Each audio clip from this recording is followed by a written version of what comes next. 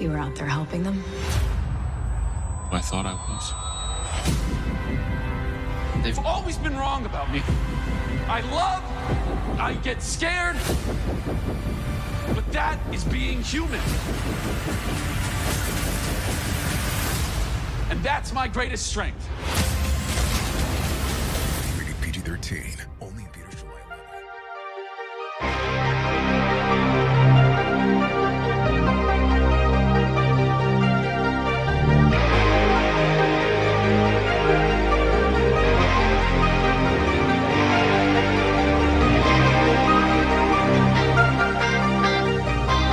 My name is Jason. I am the last manager of the last video store in the universe.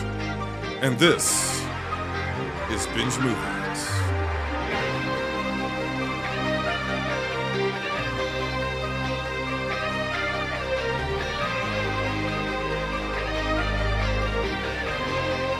This is Binge Movies, and this is an instant reaction. The new James Gunn superhero movie and the relaunch. The DC comic book cinematic adaptation universe, whatever you want to call it. I don't know what it's called now. But this is the official start of it all. Kind of. We've had soft launch. This is the hard launch. I'm going to get into it. I haven't decided whether or not I'm going to do spoilers or not. I think this one's going to be a little bit difficult to spoil, because I think I would need like a pen and a paper, and I'd have to sit down and write down all the different plot points and territory it covers. But basically what I would say straight off the rip is that stories are exceptionally powerful, or at least they have the potential to be exceptionally powerful. And this is something that's dawning on me more and more and more as time goes on. The older I get, the more the world is in the present sorry state that it's in. I think about it more and more. And I would have said that 5 years ago, 10 years ago, maybe even 15 years ago. I would have talked about the power of narrative and the power of storytelling, and how, policies and laws, they change. Politicians and political powers and empires rise and fall, but powerful stories endure. I mean, there are people, let's just take this for instance, and now I'm going to get to Superman, this ties in, but there are millions, untold millions of people who gather every week to worship and to find community for a God whose origins are in myths that have outlasted every empire that has tried and or successfully at times co-opted or attempted to extinguish those myths. There's more than a few. And those stories are so powerful that if they can be co-opted by malignant forces, great harm can come to the world. People so desperately believe, and we are so deeply formed by the stories that are told to us and repeated to us, that it truly makes up the material of our character and of our subconscious. And it's really, really hard to undo that. It's really hard to come in with facts, because facts very rarely undo stories, which is why it's so important. The stories we tell are true stories. They don't have to be real. They don't have to be factual, but they have to have truths. And I think that we have a real problem on our hands in the Western part of civilization, if that's what you want to call it, where we've been telling stories for a prolonged period of time in which we told people there is no such thing as truth. Nothing matters. There really is everything's everything. There's no point in being a hero. There are no heroes. Anybody who says there's a hero is just trying to sell you something, kid. So get yours. And we've had iteration after iteration after iteration of world famous, some of the most famous most significant, most impactful protagonists in Western literature, history, art, even if it's pop art, have been completely deconstructed and dismantled in front of us. And we have been told repeatedly that their accomplishments, their adventures, their character, their moral stances, they didn't matter. They were fools in the first place, and we were fools for ever believing those stories could be true. We were fools to believe that a boy could pull a sword from a stone. We were fools to believe that a boy on a desert planet could find out that it could be the one to blow up a genocide machine. We were fools. We were fools to believe that a leopard could change its spots, that a rogue smuggler could fall in love with a princess. We were stupid to believe that, because in the real world, that would never work out. And what we've done is we've drained the real world of aspiration. We've drained the real world of hope and resistance and character and virtue and service. And we've exchanged, we've tried to fill the real world up with cynicism. The world is cynical enough as it is. And the bastards who tell these stories may be cynical. And the corporations behind them may be cynical. They are cynical. They're devious, nefarious, cynical, terrible, awful people.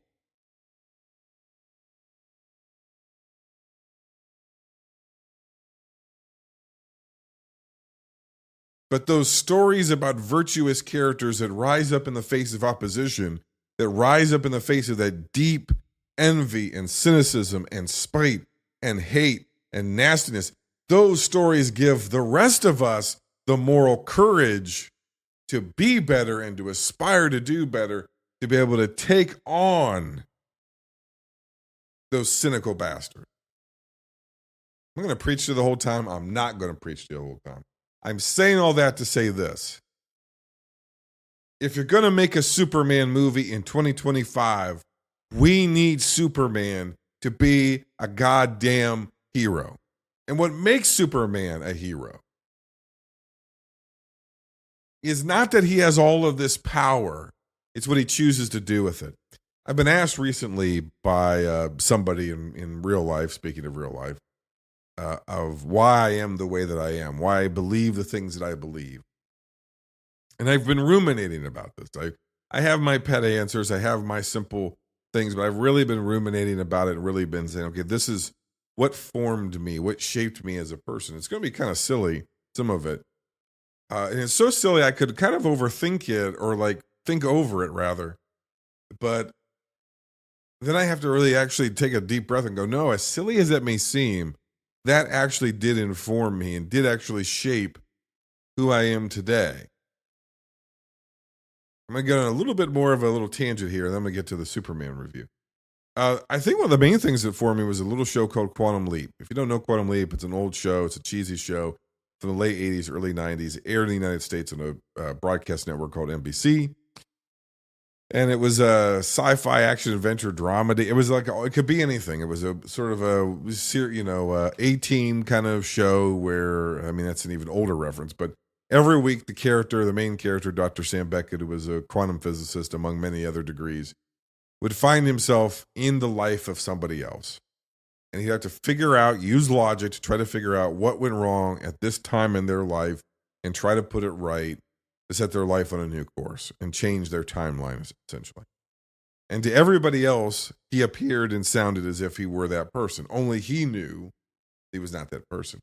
And so it took the idea of walking a mile in somebody else's shoes, and it made it literal, and it forced Dr. Samuel Beckett as the character, and it forced us as the audience to sit there and think in 1989 on NBC at 9 p.m. or 8 p.m. or whenever it was on. It forced us to think, what would it have been like? What would it be like if I was a black man sitting at a lunch counter during segregation and the civil rights movement?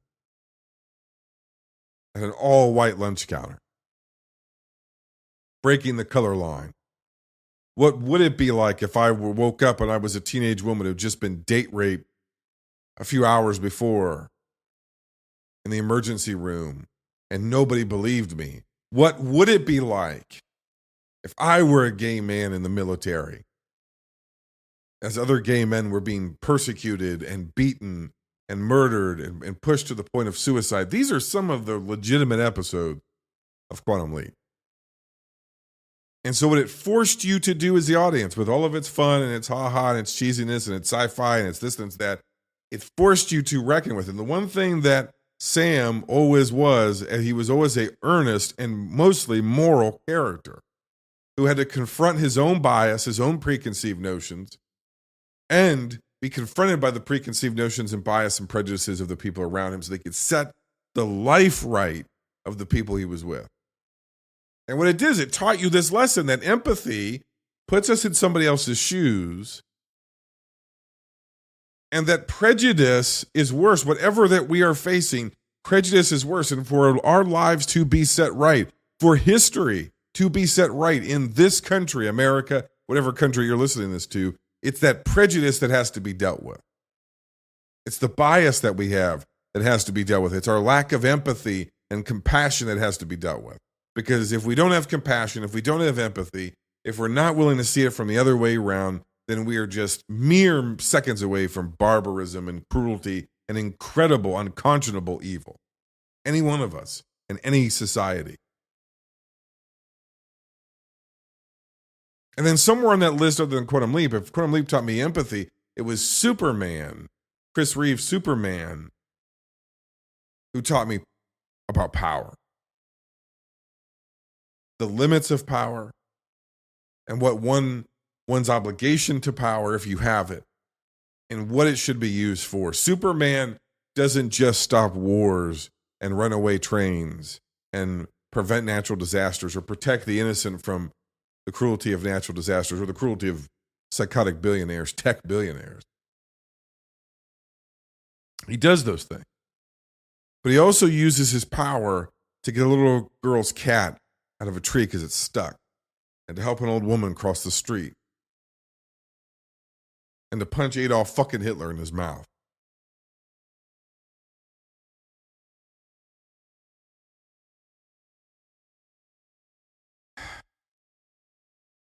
And two Jewish boys from Cleveland, Ohio, created that character right up the road. And they co-opted, again, a story about the superior man, the Superman, the Ubermensch, and said, no. It's not going to be this wasp. It's not going to be this Anglo-Saxon. It's not going to be this. It's not going to be this blonde-haired, blue-eyed Anglo character. The real Superman, the real ultimate man, is going to have brown hair or black hair and some sneakily, decidedly Jewish features during a very anti-Semitic time in history. And he's actually not going to use his power to try to force himself upon humanity. He's going to use his power to serve humanity. He's going to use his power for truth and for justice, regardless of the skin color, for the nation of origin. And he's going to be like a Moses figure because he's going to be an immigrant and an orphan. So with all of his power, he's going to be vulnerable and lowly. He's going to remember that vulnerability. He's going to remember that lowliness. He's going to remember the humanity and the hospitality and the kindness and, again, the empathy of these parents who adopt him, these middle American parents who are little farmers, who don't have very much money, and they don't have very much, they're not important people. He's going to remember them. And that's going to shape who he is. That's going to shape the power that's going to be unlocked inside of him, the power that he's going to have. And his power comes from the light. His power comes from the sun. His power comes from being out in the open. His power comes from truth and transparency and visibility. It doesn't come from deception, despite the secret identity. It doesn't come from exploitation. It's natural to him. And he doesn't use that power for his own ends. He uses that power in service to other people. And that's what power is for. But you have to have the character, you have to have the foundation, you have to have the humanity, you have to have the empathy to know what to do with power. Otherwise, power is just a thing to use to get more power and more stuff for yourself. At the exploitation of other people, you can destroy the lives of other people and not even give a shit, not care. And in fact, you can become addicted to the power that you have over people, that you will crush them in the palm of your hand because you like what it feels like to take somebody who has nothing and have them beg for their life and choke the life out of them. That's a Lex Luthor character.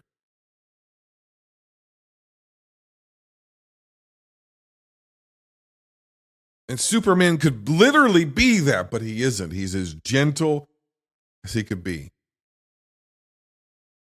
In a world that is entirely fragile around him, and he is the most powerful person, he limits himself, and limits his strength, and directs it and focuses it. Imperfectly at times, towards helping other people. That is what's been missing from a great many Superman films for a great long while. And that is what is in James Gunn's Superman.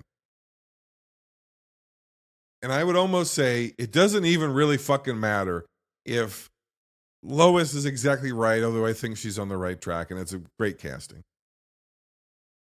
And it doesn't exactly matter if they got Jimmy Olsen right, although I think they did.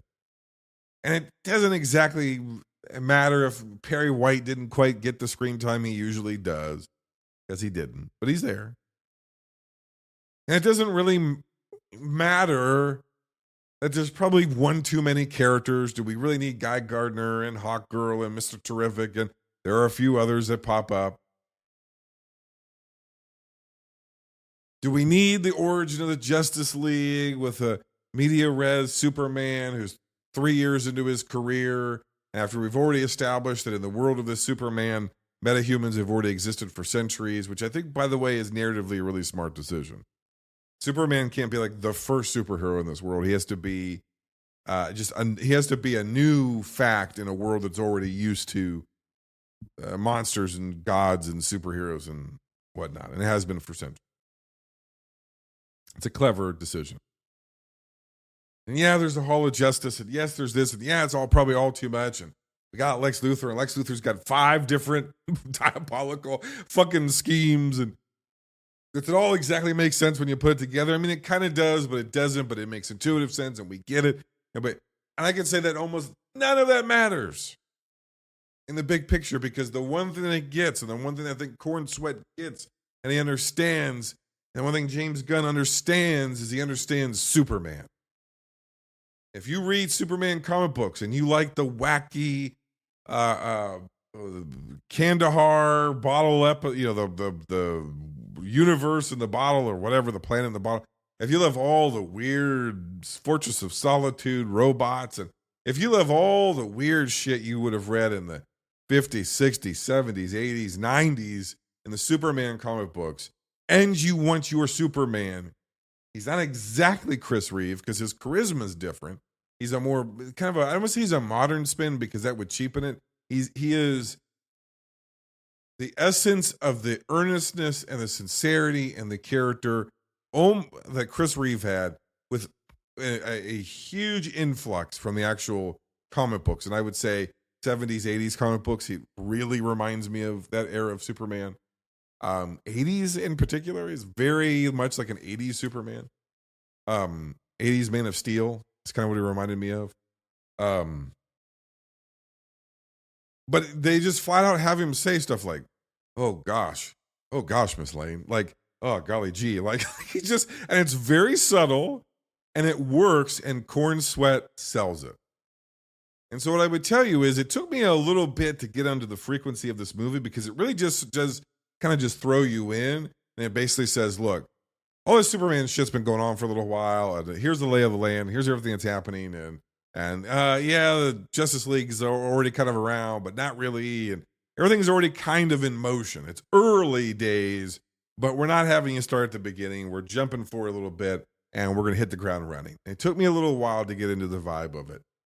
I would say if you're going to do a modernization of Ma and Pa Kent, and what they would be like as, Kansas farmers in Smallville, Kansas in 2025, I think this is a great example. I think Corn Sweat looks, I would almost say his Clark is better than his Superman, and his Superman's pretty good. He's a really good Clark Kent. And we don't get a ton of time of like, what's the difference between Clark and Kal-El and Superman? And that's okay, because we've already had that with Chris Reeve quite a bit, right? There's really he's not exactly Superman and he's not exactly Clark. Kal-El is kind of somewhere in between. I think Snyder was sort of interested in that as well. And I think that in many ways, this movie almost functions as a referendum. I know they're going to say it isn't, but it almost functions as a referendum to Zack Snyder's Superman. And what I mean by that is when I left Zack Snyder's Superman, I understood what he was going for. I didn't like it. I didn't agree with it, but I understood it. And what Zack Snyder's Superman was emphasizing, it was emphasizing his alienness, that he is not us, that he is not of this earth. And this movie really does that as well, but what it actually chooses to explore is what makes any of us human?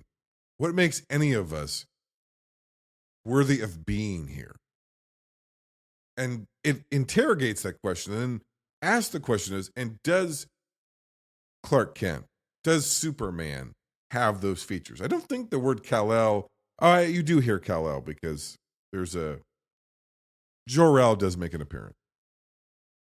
And it does factor in. There's a lot of plot here. The plot's very messy. I think there was a way that you could have streamlined this movie. I think the issue that you have is if you streamline this movie, it's going to feel a lot like, it's going to hit upon a lot of the themes that we've seen other superhero stories do. And it's going to hit upon a lot of the other Superman movies. And by doing it, configuring the movie the way that Gunn does, it allows this movie to feel fresh and new and different and simultaneously true to the character, but also its own spin. And it firmly establishes the world that the rest of these stories are going to take place in, which is going to be a colorful, more Guardians of the Galaxy, slightly wackier, slightly more irreverent, while also being the characters who are supposed to be deeply earnest and straight and sincere are, Superman being one of them. Doesn't mean he doesn't have a sense of humor. He does. But I would honestly say that there will never be a replacement for Chris Reeve in my heart. It's not possible. Because it's foundational to who I am. And just based on my age. But I would say if Chris Reeve was maybe a Silver Age Superman or a Golden Age Superman, if he was the Superman Richard Donner remembered reading, like those from the 1930s, slightly modernized for the 70s. I think this is 1980s Superman modernized for 2025. And I think he's the first Superman that feels true to everything that Chris Reeve was, while not being an imitation, because he's not. He's doing something completely different, as much as you can while playing the same character. But also incorporating huge swaths of the comic book. The more modern comic books of the 70s and 80s and maybe early 90s. Superman moves the way you saw Superman move. And I don't even just mean flying. I mean, he does a bunch of other stuff in this movie, and you go, oh shit, yeah, that's Superman. I've never seen that on screen that way, but that's Superman. And I think by letting go of a little bit of reality, kind of in the way that Donner's did, right? Where Donner was sort of like, we're going to let go of a little bit of reality and make it a little slapsticky. It's not that, but it's similar. We're going to let go of a little bit of reality, and we're going to embrace the sort of irreverent, colorful anarchy of James Gunn. And so that allows Superman to be like, kind of like Bugs Bunny a little bit. And like, he just does stuff in this movie. The action sequences look like they were taken from Justice League or Justice League Unlimited.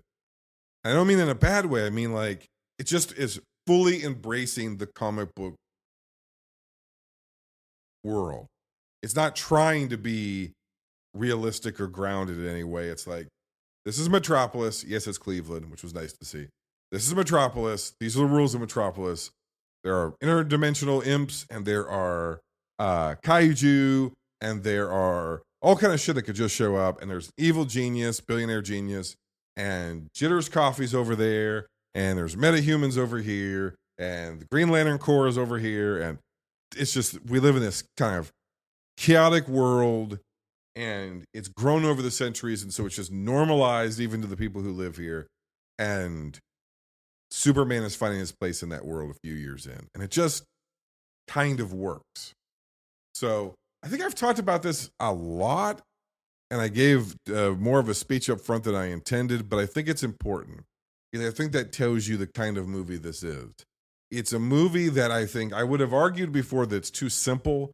And at the end of the movie, you just basically get a speech where Superman tells you, this is what I am. I am this. I'm Superman. And this is what I stand for. And you're bad because you stand for none of those things. And I would have said, oh, God, don't insult your audience's intelligence like that.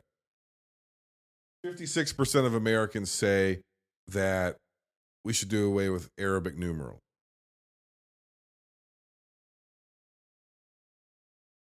We should get rid of it. Not realizing that that's the numerals, the number system we presently have. So I think at some point you might actually just need a movie where Superman looks in the camera like this one and is like, here's what it is to be a human being.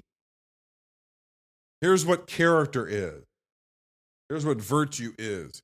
Here's what makes you a good person. If you aren't these things, you are a bad person.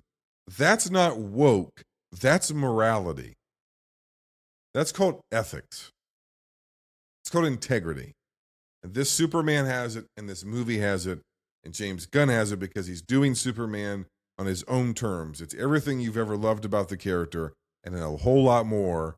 And so because of that, I'm going to give it I'm going to give it like a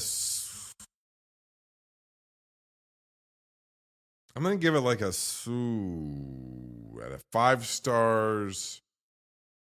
I think I have to give it a 4. I'd give it 3 3/4 if I could, but I'm going to give it 4 stars. I think you should see it in theaters. It doesn't look nearly as bad in theaters as it does on TV. And so it makes me wonder if it's going to hold up, not on the big screen when we get to see it on HBO Max or Blu-ray or whatever. I wonder. But the trailers had me going, not plot-wise. My prediction for the movie is I think they're going to nail Superman. I think the movie's going to be overstuffed, and maybe there's going to be some tonal clashes, and there's going to be too many characters. But I think overall the movie's going to be pretty good. And that is actually where it completely landed. I feel like I got this one right, at least as far as my perception is. And so what I've ended up with is a movie that I think is good, but not great. And I don't really think there are any really great moments that stand out. It's good to pretty good. Like it never dips below good, but I don't know that it ever goes up to being great. Now, if somebody else walked out of this and said, this movie's fucking amazing and this is my new favorite Superman, I couldn't fault him on it, right? I think this is a Superman for today. I think we need it. And I think we should let Batman rest for a little while. I don't know that I need any more doom and gloom in my life. I think I need a little truth, justice, and what the American way and what the human way should be. So, I like Superman. I think you should see it in theaters. Have you seen it in theaters? If you have, comment below when this eventually makes its way to YouTube, or if you're listening to it on Patreon, comment below. Or if you see this posted on Blue Sky, go and comment underneath. We are on Blue Sky. Grok is now completely quoting Hitler, so we're fucking done with Twitter. We're not there anymore. We're on Blue Sky. Blue Sky only can also follow us on Letterboxd. Letterboxd.com/binge movies. Binge movies most places. Binge movies on Patreon. Please support the show. Help us get to the finish line of completing this new season. We need your help. We need your support. Got some things in the back burner I want to do. I don't know what else to say because things aren't ready yet, but I'm working on some stuff. So stay tuned. Okay. I love and appreciate you all. Keep your head on a swivel. Stay safe. And until next time, binge on.